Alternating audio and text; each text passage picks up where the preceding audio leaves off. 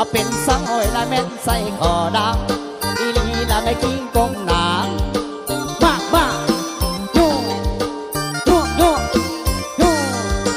เฮรเฮรเฮรคำเมื่อยขันไอมาละโนเห็นนางอาโมแกเดินอยากว่าจะเดินแม่นทำข่าวได้สาวนาเป็นผู้สาวหรือโนแม่หาสิมาลาก็แม่นสวยเอาดังอีลีละไม่กดเด็กนางเฮ้ยเฮ้ยเฮ้ย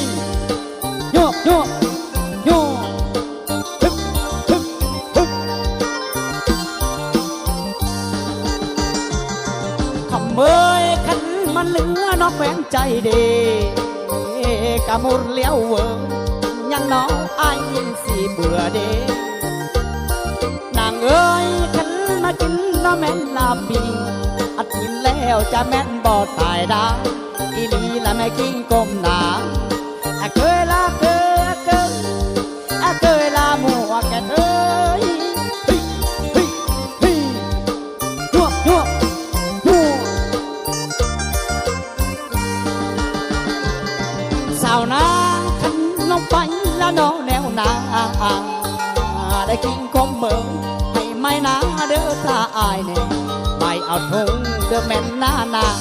เว้ยหน้าอายนะแม่นอยู่กลางไอ้บอกอย่าไปอย่าไปปัดทองน้องใหญ่เสียเงินน้องแหลงฮึบฮึบเฮ้ยยั่วยั่วยั่วยั่วยั่วยั่วคำเมื่อยขันมันลืมน้องแม่นแห่งสาอะไรแกเอ้ยกับทิ้นแห่นั้นบ่ได้บัดมาเพื่อนเด้อแม่นบ่สาสมาดังน้องแม่นแห่ไปบ่อีนี่ละไม่กิ้งก้มเอ๋ยสังยังอาวิสังยังเช่นเมื่อเฮือนลังก็บ่คือเฮือนอายได้เคยละเคยเคยละเคยฮึบฮึบฮึบยิ่งเจอละตั้งไม่คงนางจะเบิ่งพระอายนั่นมันเจอแต่งดองได้เคยละเคยฮึบฮึบฮึบยั่วยั่วยั่วคำว่าโตกระเทินเดอแม่นได้เว้าบ่แกเอ้ยบ่หวังซ้ำนั้นแม่นลืมงามกันมันฟ้าเด้อแม่นบ่งามกันมันสายนี่แม่นบ่ได้กะบ่หวังน้องละแม่นตาเมื่อได้เหลือใจรักก็เล็กน้องเด็กสังยังเอาวิสังยังเจ็ดเมื่อเฮือนหลังกะบ่คือเฮือนอายไอ้บอกอย่าไปอย่าไปปัดทองน้องใหญ่น่ะเสียงัวน้องแล้วฮึบฮึบฮึบยั่วยั่วยั่วฮึบฮึบฮึบคำเมื่อยขันผู้จบเด้อแม่นจังน้องบัวแกเอ้ยคนผู้งามเด้อแม่นจังน้อง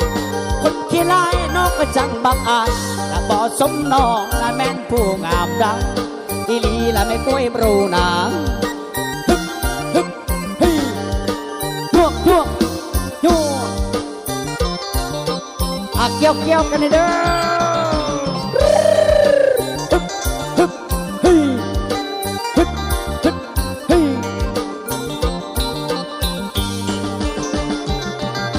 เบยพอแต่มาละโนถึงนี้ได้กินคมเบยได้กล้วยปรู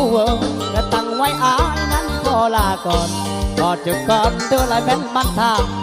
จะตัวอายละแม่นเต้าหลาอย่าเจอก็ตั้งไว้อย่าเจอแล้วก็ตั้งไว้แล้ว